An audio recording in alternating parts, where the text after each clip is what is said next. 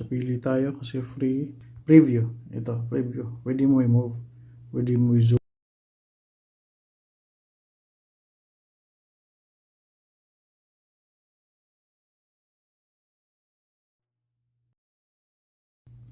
Sa video na to is meron tayong update version 29. Papakita natin paano ito gamitin yung mga nadagdag na feature sa version na to. Okay, pasok tayo sa admin.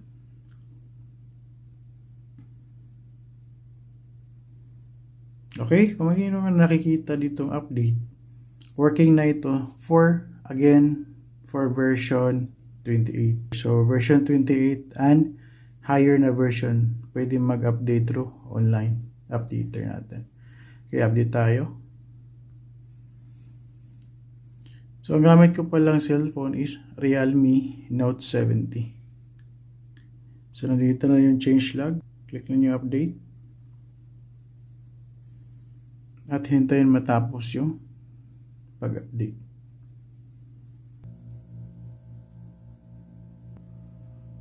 Yan. Lalabas yung change log sa version 29. Tapos i-click mo na yung okay.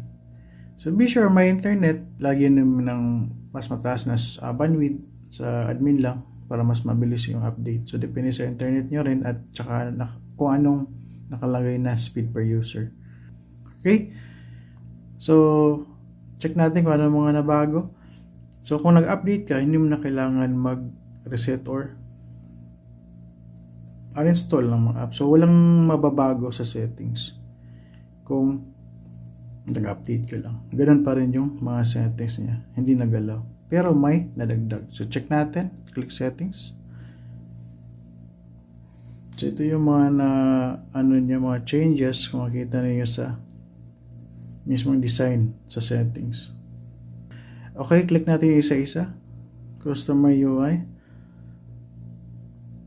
So check na lang sa sinundan na video na to yung mga hindi ko na-explain kasi nandun yung explanation at paano gamitin. The same pa rin.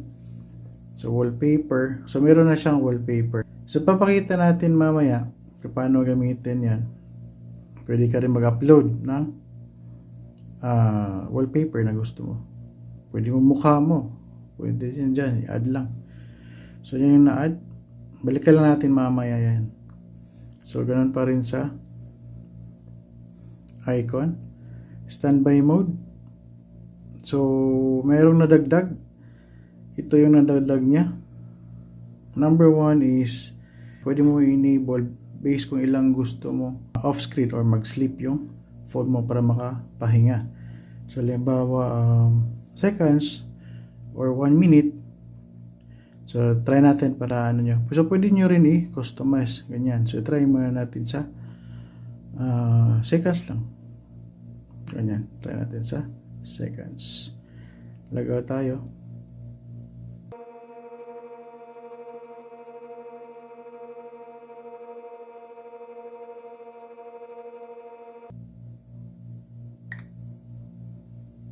So makikita niyo automatic sleep yung phone mo. So click natin yung power button. Ganyan. Pwede mo rin i-customize ganyan. Custom. Click mo lang. Like 20 hours ganyan. Then okay na yan. Okay? So balik natin sa 5 minutes lang. Ganyan. Okay, proceed tayo. So dito, bago na itong background, test nyo lang. Pwede kayo mag-upload, ganyan. Kung mayroon kayong background. Kung hindi nyo kayang gumawa, pwede kayo gumamit ng AI or pagawa kayo sa mga research clan ko like kay JC or kay Janil. Master yan sa paggawa nito. Then next, pwede mo i-blank.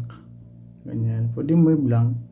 Tap to play. Pwede mo i-edit kung anong gusto mo. Tap, try.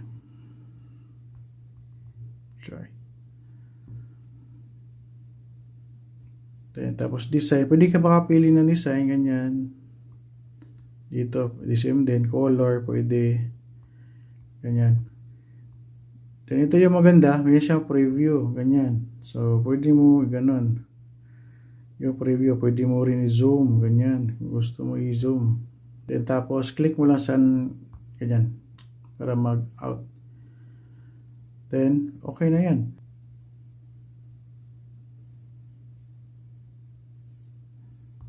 Okay? So, try natin, gamitin yung wallpaper. Settings tayo. Select tayo wallpaper. Ito yung gusto nating wallpaper. Wait muna, hanap tayo. Wallpaper. Ito. Tapos, punta tayo sa standby mode. Okay. Try. Then, preview, adjust. Ganyan. Pwede natin ganyan yung content. Then, exit tayo. So, meron na siyang background. With customized na ito. Yung font niya. Okay? Overlay. Check natin. The same lang. Alarms. Ngayon, current battery is 97. So, lagay natin lang sample. So, kung naka-on lang, parang notification lang siya. Pwede mo i-dismiss. Pwede mo lagyan ng sounds saka admin password. Kung gusto mo so, ganyan. Okay? So, again, pag naka-disable, parang notification lang siya. Pwede mo i-dismiss. Sample tayo. Ganyan. Pwede mo i-dismiss lang. Kasi parang reminder lang siya. Pwede reminder, pwede din with admin password. Enable mo lang. Ganyan. With admin password na yan. Okay? So, disable ko lang muna. Then, ano pa? Ito, na-explain ko na. Blockers. Sa blockers, meron na siyang block adult content tsaka block ads. Pero hindi pa to perfectly working 100%. Kung gusto mo talagang 100%, doon ka sa mismo sa Vendo admin. Pwede mo block via DNS or walled garden yung gusto mong i-block. 100% block yan. Defreeze. Sa defreeze, so may additional settings na siya nandito. Select mo lang kung anong gusto mong i-auto-delete. Huwag naka-enable. Okay? To log out. Dito sa location fencing, may na-add in, meron na siyang seat-based location. Ganyan.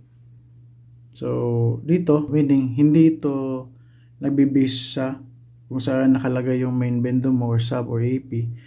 Nakabase ito kung saan ka nakatayo at saka when ka nag-set base location. Diba? Kung nasa nasa shop ka, nasa bahay ka, naka-CR ka, nasa room ka, kahit saan kang location. So, yan yung magiging basis niya sa base. Pag away 50 meters and so mag-a-alarm siya. Okay? So, i-test nyo lang. So, yun lang mga na-add.